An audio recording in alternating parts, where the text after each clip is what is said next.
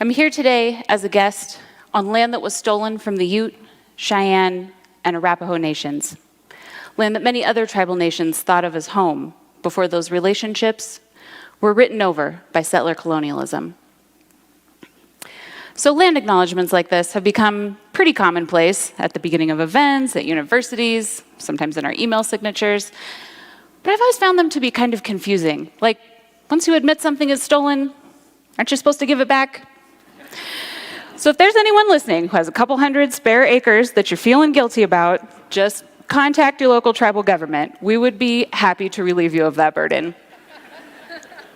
That's probably not you, right? Maybe you've heard of this movement to return land to indigenous people, but you're thinking, I can barely afford rent. What is it I'm supposed to be giving back? That's what I want to clarify today. Because not only is getting land back in indigenous hands in your best interests, and the best interests of the land itself, there's ways anyone can help make it happen. I'm a descendant of the Turtle Mountain Band of Chippewa Indians, which is part of the Anishinaabe Nation of the Great Lakes region. Home, for me, is also the Pacific Northwest. I grew up on Kalapuya and Molalla territory, and now I'm a professor of Indigenous Studies at CSU. My ancestors worked very hard to navigate a complex and changing world that was ravaged by settler colonialism. My grandma and both of her parents survived the trauma and abuse of the Indian boarding school system. The generation before them fought to keep our tribe from being terminated by the federal government. Going even further back, my 6 times great-grandfather's signature is on the 1863 Treaty of Old Crossing, which forced the Anishinaabe to give up 11 million acres of what's now Minnesota in exchange for a little over $400,000 and a 640-acre reservation. That works out to about 5 cents an acre, which has to be one of the worst land deals in US history. Or maybe the best, depending on who you ask.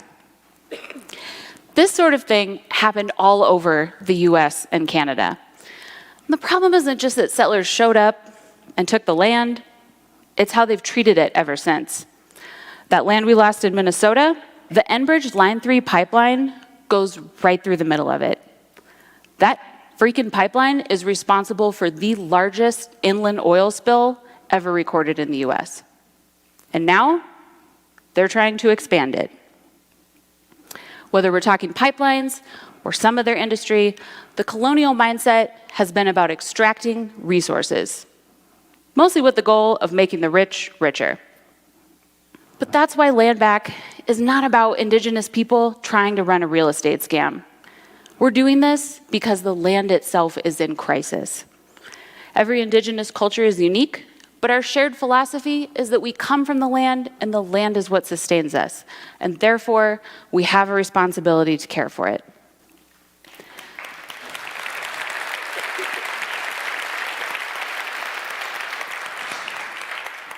Land back is about reasserting indigenous relationships with the land. Relationships that are based on tens of thousands of years of hands-on experience taking care of our homelands. If you've ever tried your hand at farming or gardening, you know that land management takes more than just showing up with good intentions. Globally, indigenous people are really good at managing for biodiversity and resilient ecosystems. That's because we've had generation upon generation to test out what works and what doesn't. There's tons of evidence and examples to back this up.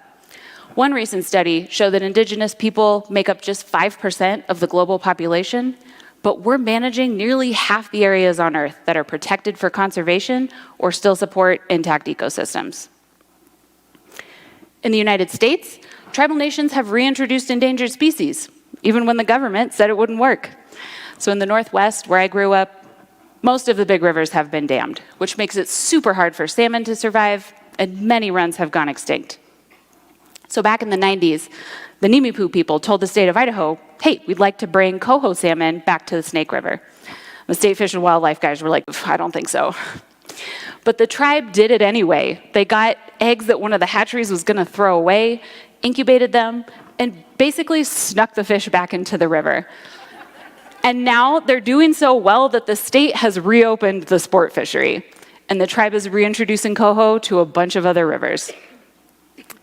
Same thing with buffalo. Back in the 1800s, when the railroads were going in and Native people were literally being kicked off the land at gunpoint, buffalo were nearly exterminated because they thought that would make it easier to subdue the tribes who depended on them. So get this, most of the buffalo that you see today in zoos or wildlife reserves are actually descended from conservation herds that Native people protected back then. And now, the Blackfeet Nation is bringing free-ranging buffalo back to their homeland in Montana. We're also pretty good at cleaning up the ecological messes caused by colonialism. The town of Eureka, California was like, okay, we're ready to give some land back. We know it's culturally a really important place to you. Oh, and by the way, it's a Superfund site, so it's hella polluted. Good luck with that. And the Vaillant tribe said, great, we'll take it. And now they're in the process of successfully remediating the site. They've removed tons of trash and contaminated soil.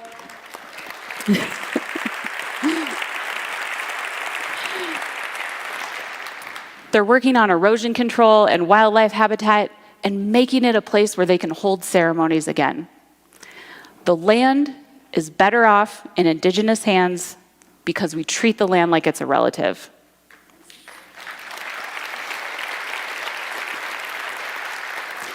Even our youth know how this works. So I run a summer camp for Native kids where we talk about Indigenous science and how we relate to the land.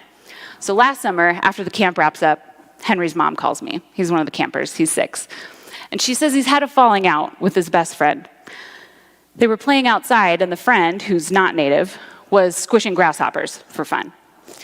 Henry tried to stop him and the friend said, they're just bugs, it doesn't matter. But Henry told him, they're not just bugs, they're our relatives and you can't kill them. So that was the summer I had to learn how to keep grasshoppers from eating my garden with garlic spray because every time I went to use pesticides or something that would kill them, I thought of Henry and what kind of future we might have if we actually lived like that. Land Back is about radically rethinking how we relate to the land and other living beings.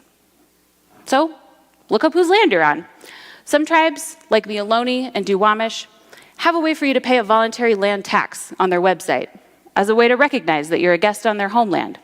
Way easier than dealing with the IRS. Or maybe you do own land, but you need to live there for now. You can set up a bequest in your will so that your estate goes back to the tribe. I'm not saying that any of this is easy. Unsettling is hard work, especially in places where Indigenous people were removed or erased. That absence tends to be papered over with the myth that colonialism worked, Native people disappeared, so there's nothing to worry about. But when I look at my own family's history, the government that took our land and outlawed our ceremonies, the boarding schools that took our language, the epidemic of sexual violence that has touched nearly every Native woman in my family, all of these concerted efforts to end the story of us as Anishinaabe people. And yet, despite all that, we're still here. Our survival as Indigenous people is a miracle. And the point of miracles is that they inspire action.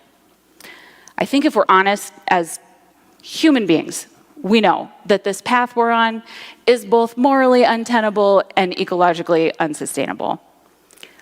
Land Back is a call to action.